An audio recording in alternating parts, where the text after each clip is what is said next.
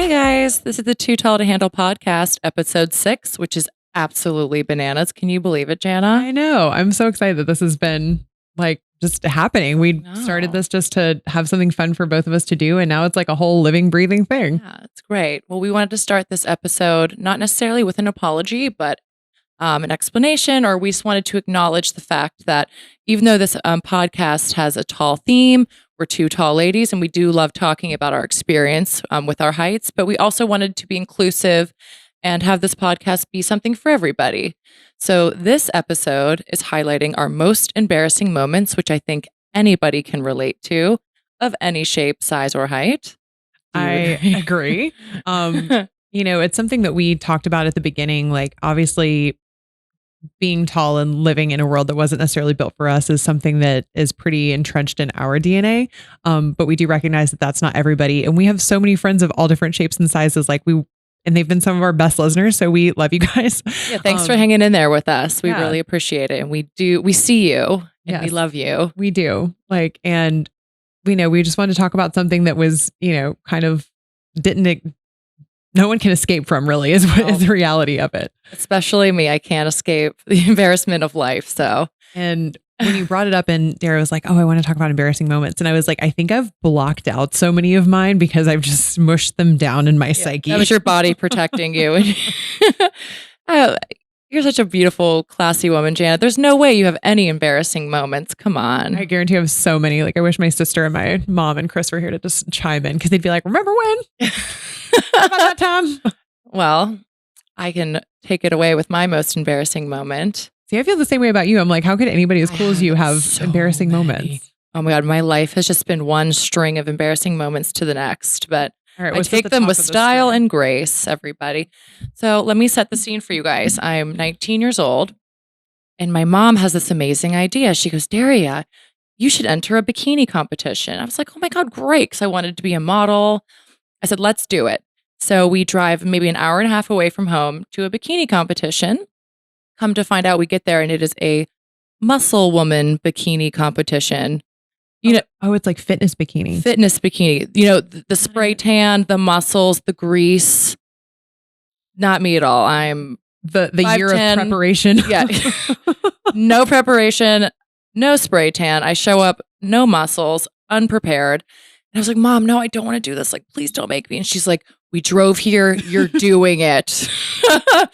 So I have my bikini. I walk out and I'm flexing my non-existent muscles. And everyone's like, what the fuck is she doing here? And all the girls were like, even backstage, they were like, where's your spray tan and your muscles? So I go out and Did you even have like a competition bikini? No, I had like a normal Victoria's Secret bikini. I didn't even have like the one that you're supposed to wear. So I go out there and I'm just flexing my non-existent muscles, just doing my best. And my mom is front row center, pointing like, ha, ha, like scream laughing at me. And then I go out there, I do it. And then I think I'm done. But no, there's a second section where you have to, do like a talent or a sport or something. And so I had like a cute like tennis skirt. And so they were like, oh, you can be like the tennis star, like go out there, which is actually really applicable to my life right now. But now you are the tennis star. I am the tennis star. So I go out and I'm wearing my tennis outfit, but I don't have a racket or anything. So I'm just swinging a non-existent racket, going up there like, oh, so bad. And I think there was 7 girls that competed. I somehow made 5th, which was pretty cool. Hey, that's awesome.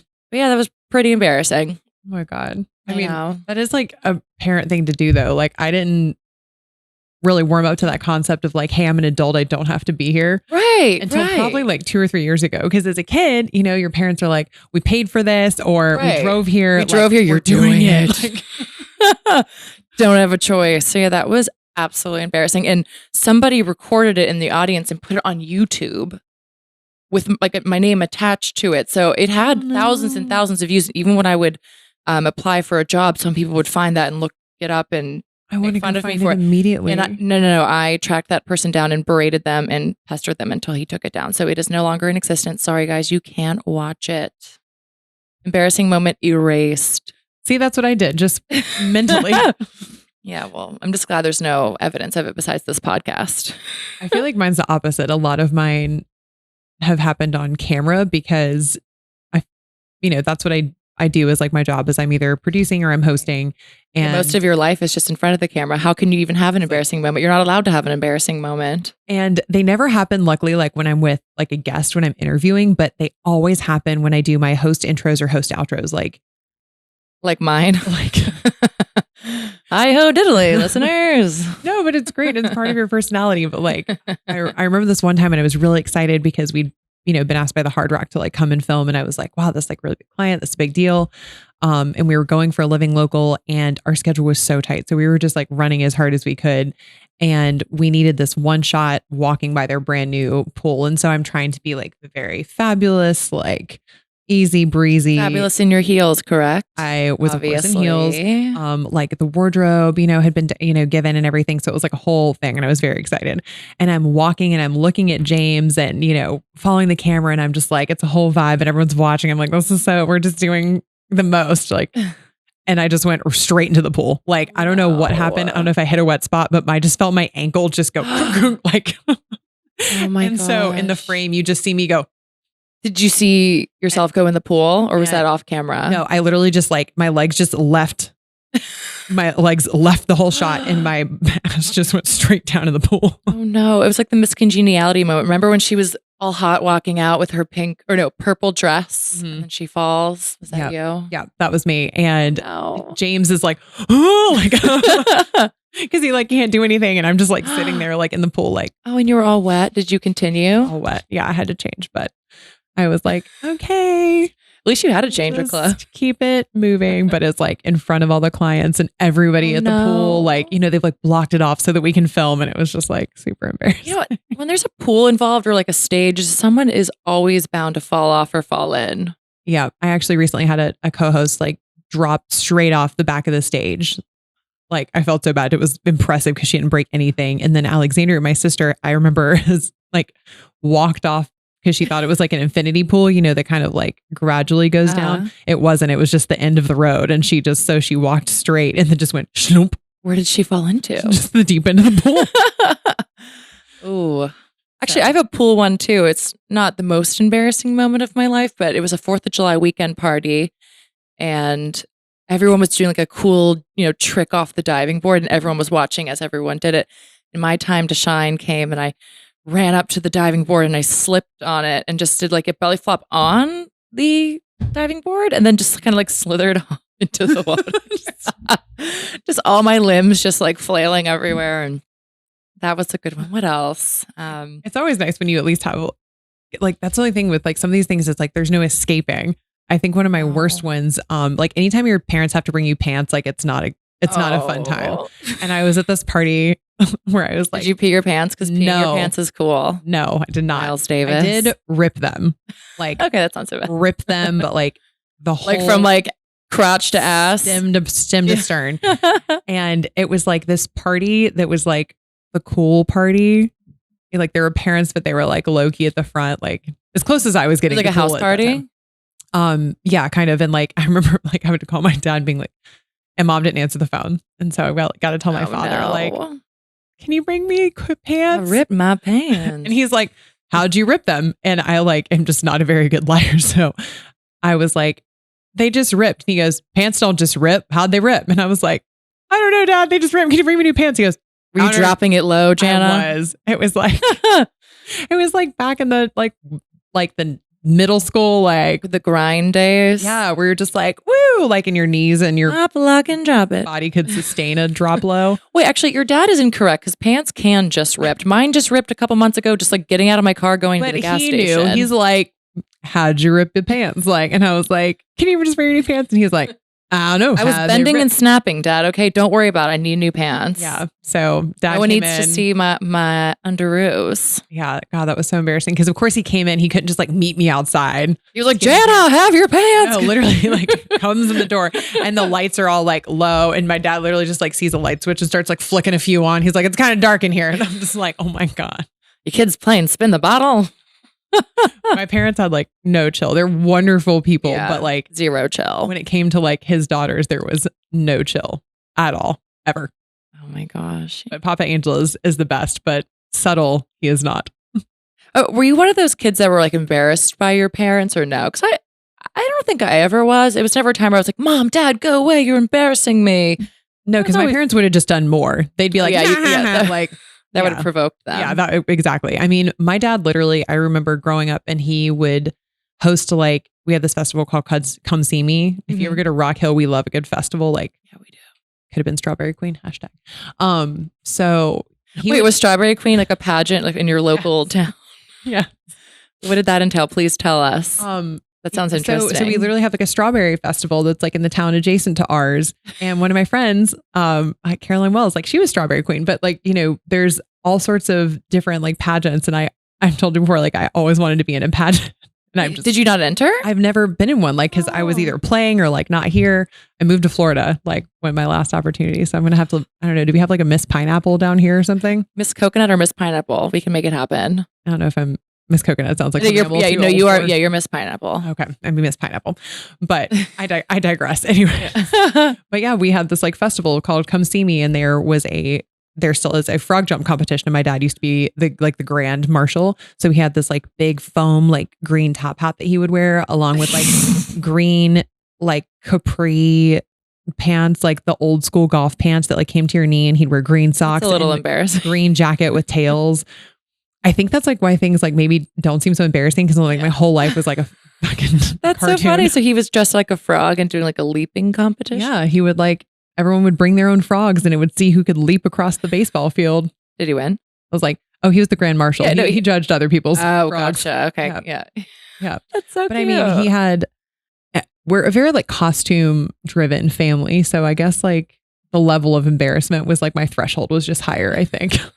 What other costumes would your family wear? I mean, my parents met literally at a Halloween party, like, and my mom was dressed as like an Amazon, and like my dad was how on brand, right? Very tall, right? And so like even for their anniversary party at like the very fancy like Magnolia Room in Rock Hill, they had like a Halloween party, and we're both dressed as like Amazon and Frankenstein. Like, oh, that's so perfect. Yeah, my mom's not like a cat ears and or like a kind of person. Or no, a sexy cop. No. No, my dad always was like, we love an outfit. Like if it was like a derby party, he'd have like the straw hat and everything. Like it was just, yeah, we're kind of cute. We're just like all the way people. No, I love that. You guys are really like all in. Yeah, I think your height too. It's just all of you guys all together are just so intense and cool and in your face. And like you can't ignore the Angels. The Angel family they're tall and they have things to say. Boy, yeah, subtle is definitely not our strong suit. Yeah. I think I used to get embarrassed when like my dad and my grandfather would constantly get tossed out of my games for being too intense, for just yelling at the referees or yelling at me, like, and people would be like, "Hey, Jana, your dad's yelling at you," and I'm like, "No, I'm not paying attention. No, quit." They were so intense. He just wanted you to win, and he did. He just wanted us to win. He wanted us to be safe, but like it's a lot different if like an average sized person is like yelling at a referee versus like someone who's the size of Andre the Giant just being like, get out of the car. Like, you know what's funny? I was actually thinking of your dad. I was just skiing in Aspen over the past week. And have you guys skied before? Have you ever skied before? I skied one time and was it embarrassing? It was terrible. Well, I've never skied since. We're not winter. Yeah, I don't understand like the logistics, because I was sitting on the chairlift, when you get on the lift to go up, and my legs and like with the skis hanging down, they were touching the ground. So I don't know how someone like your dad would even be able to get on and off a lift. I don't know. My parents both used to ski a lot, which is kind of funny. And like they took me apparently when I was 5, and I was like, that like Ralphie, like in A Christmas Story. Where, like, I love the little kids in ski outfits. Like, they're so cute. So that was me. And I was like, little puff marshmallows. I'd never seen snow like that in my life because I grew up in South Carolina, and I was just like, I don't even know what this substance is. And I was just in my little green puffer jacket, like trying to do things. And you're supposed to hold on to the rope like when you're a kid. But I couldn't like keep my feet from under me. So I was just dragging like a little baby snowplow, just eating dust the whole time. And they were like, all right, snow. this isn't for Jana. Okay. Yeah, just a random thought about tall people and skiing sometimes may not. Yeah. My dad was actually an amazing water skier. Like, I don't know if there's like a ton of water skiing down here in Florida. I know it's more like wakeboarding and stuff like that. But like in South Carolina, especially like lake life is a lot of water skiing, and people can like slalom and barefoot. And it's like really cool. I can't do any of those things, but I'm a hell of a boater. Ooh, same. I can pack a cooler with the best of them. You can. I'm the first to know that. But How about, so you told us some embarrassing moments. Were those really the worst ones? Because come on, guys, they really weren't that bad. I was like, Let's be real. I mean, honestly, like for me, I feel like so many of the embarrassing things that happen with me, I just kind of like roll with them. So I probably don't like have the memory of that. Yeah. I did have one recently that I felt really bad because I thought I like embarrassed our company, but I was manning the sound booth at the front of a conference, and the speaker was very motivational and, was talking about like how you don't do anything halfway, but he kept saying half-ass. And so I was getting like really into it, and people are like looking at me because I'm on the same level as the speaker, like controlling audio. And he's like, all right, like I said, we don't do anything half-ass, right? We do it. And he like points to the crowd, and I like very enthusiastically go, whole ass. Whole ass. Did anybody respond? Was it just you like in a silent crowd? It was literally just me like, whole ass. And then the crowd just going, huh? And he goes, all the way. And I was like, oh. Wait, okay. In your defense, that is the absolute logical answer for half-ass to whole ass. Your entire ass. That's. I was like, oh, I saw that going differently. Got it. I'll stick to my audio equipment over here. Crickets. I'm gonna go frick myself. My partner just texts me like a slow clap GIF from the back. He's like, way to go. Please clap. Yikes. Wait, how big was the audience? It was probably 300 people. That's okay. That's a lot of people. I was like, hey. And so the rest of the conference, everyone that's a lot of people to say whole ass in front of. Yeah. The whole rest of the conference, everyone just kept walking up to me going, whole ass. And I was ass. Okay. Yeah. Oh, Jana. I was like, yeah, it's funny because you have so much opportunity to have these things happen to you because you're always putting yourself out there with what you do. Like you're always on camera. You're always in like these different situations that I don't know how you don't embarrass yourself more. I'm sure I do, but I think so much of it is just like part of my just natural personality. I'm just like, oh, that's just kind of. Yeah. And you don't care. You let it roll off your back. Yeah. Roll off your tall back. I think you have to. I think you got to be kind of like thick skinned as. Yeah.